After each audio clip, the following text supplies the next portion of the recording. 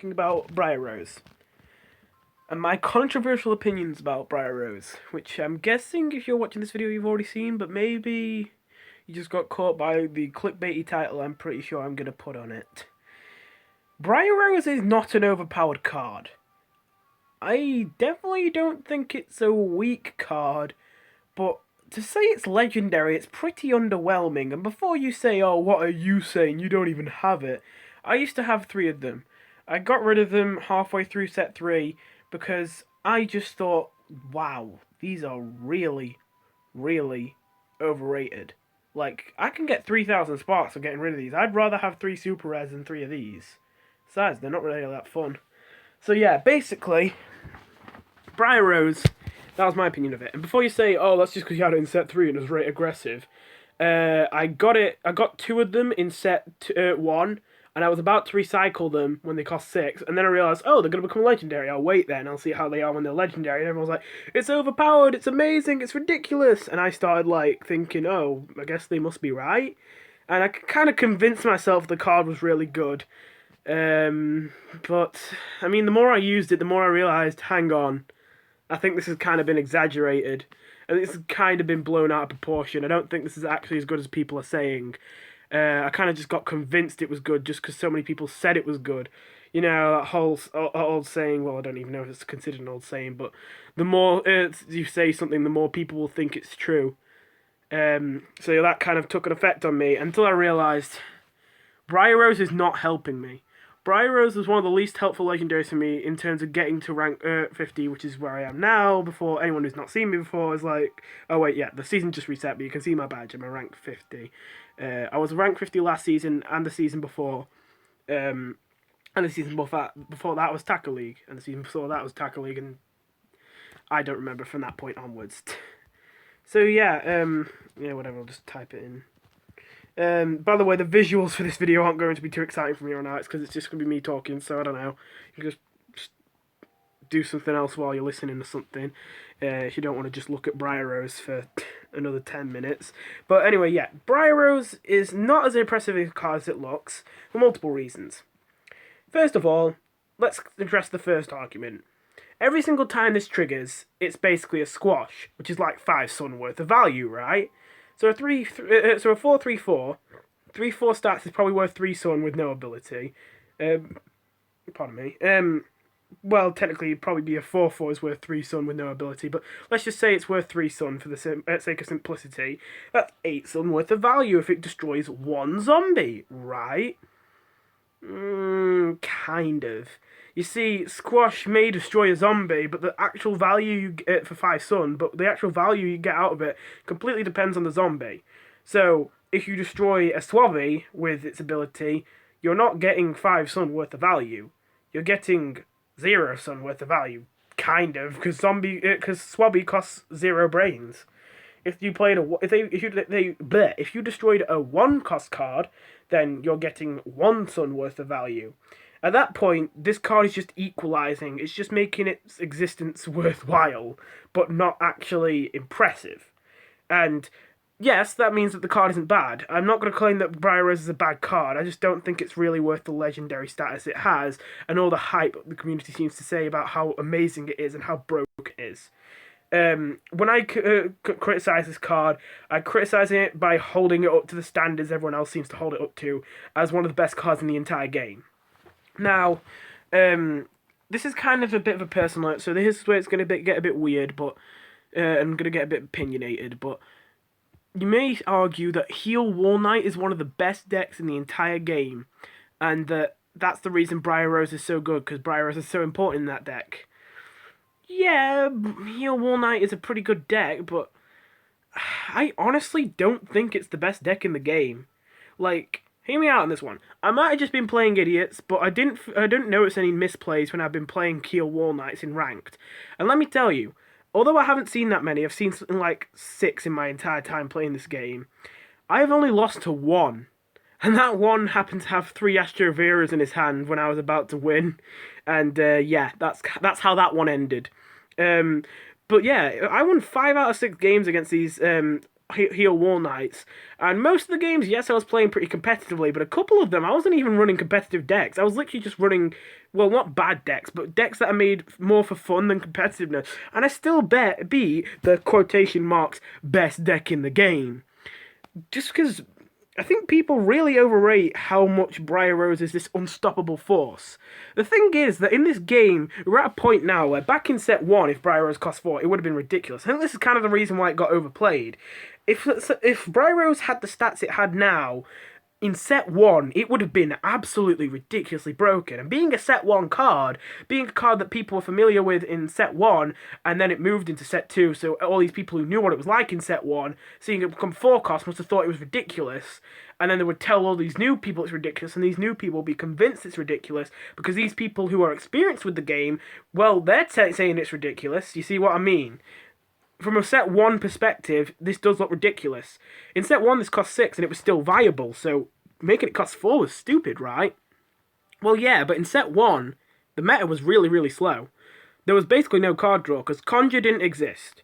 So the only way to draw cards, although I'm probably going to miss some ways, but just the only really simple way to draw cards was to play a Mega Grow hero and run Flourish, or to play a Brainy hero and run Fundead Razor.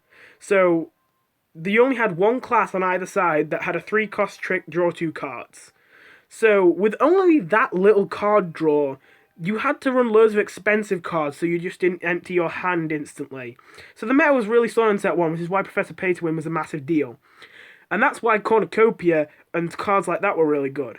Now, in a meta that's so slow, it should come as no surprise that massive zombies were being played all the time, with massive costs. So Briar Rose would often kill massive zombies with massive costs, unsurprisingly. So that would make it worth it. Even though it was a 6 cost, which is still, it wasn't that great then, because 6 is a lot to pay, and it's a super rare, it was still worth it in most situations. And then set 2 comes along. The meta isn't really fast or anything, but it's not as slow as it used to be. But people still have this mindset, hey, Briar Rose was viable back in set 1 with 6 Sun cards. Knocking it down to 4 Sun, that sounds ridiculous. And they didn't, I feel like they didn't really evaluate the situation. Zombies now cost less. Well, they don't cost less, but people don't run Zombots anymore. People don't run Octo anymore. You don't see those cards anymore. It kind of sucks because I love those cards, but you just don't see them anymore. You barely even see Nurse Garg. You barely even see Garg throwing Garg. It sucks. So all these massive zombies that are really powerful that Briar Rose would usually take out are just kind of disappeared from the meta. So what's the point in having this thing that can insta-kill zombies for hurting flowers, that's a legendary, at a massive discount? What's the point in having this if all the zombies are going to play are 1 to 3 cost zombies? And if you really look at it, what are the best decks in the game tending to run 1 to 3 cost zombies with a couple 4s and 5s at the top? I mean, what were the best decks in set 3? Conman with Going Viral and Professional Synergy with the Fossil Head. Oh, look at that, all your zombies cost less than 3. And there was enough card draw to support this by this point, because Conjure was in the game. So, yeah, you ended up with situations where Briar Rose wasn't that helpful, because all the cards were so cheap, and they were showing up all over the place. So, you needed loads of flowers to be able to cover the board. But Briar Rose still didn't suck. It definitely was a viable card. But this is the thing. Heal Wall Knight's definitely a good deck, but I don't think it's a good deck because of Briar Rose. I think it was a good deck because of Poppin' Poppies. I think that Poppin' Poppies is a better legendary than Briar Rose, and I feel like people really underestimate this card, even with the amount of appreciation it gets. I feel like this is what holds the deck together. You see, as I said in the video where I talk about this card like as one of the best legendaries in the Guardian class, it saves your life for 2 to 3 turns. I mean, it's not always that, but I have had this card ever since set 1, and since it's buff in set 2, I've ran 2 copies of it in literally every single deck in the entire, that I could run it in. In every single Guardian deck I've ever made, I run 2 of these.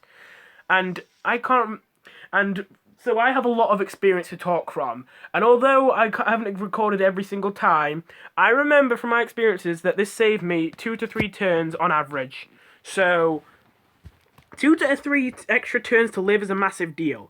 Now, add BRIAR to the equation, and sure, you could say, oh, look at that, now you're unkillable. But isn't that a bit of overkill? I could be, the sum that I spent and the cars that I spent on playing that BRIAR could be spent on me playing my win conditions. But instead, I spent it on making sure that the zombies that already couldn't hurt my hero, who already got healed, die. That's kind of overkill. Like, yeah, it's satisfying to watch them die, but actually think about it. All these zombies that you're killing, again, that are probably in between the range of 2 2s and 4 4s, which aren't that impressive, they don't really need to die because you just got healed and you have all your lanes covered because of the little buddies. And sure, they're only covered for a turn, but again, you just got healed. And if you played this, you're on turn 6, so you're about to get your win conditions out on turn 8 anyway. BRIAR is just complete overkill. You don't need it. Because if the zombies stick around, who cares? Again, you're playing your win condition in a couple turns' time.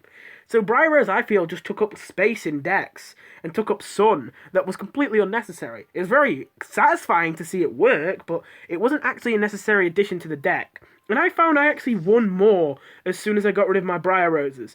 As soon as I replaced my BRIAR Roses for Galactic Cacti and more realistic early game plays, I did way better with my flower decks. I definitely think BRIAR Rose has its place, and I do think that it's worth Legendary if you use it in some contexts.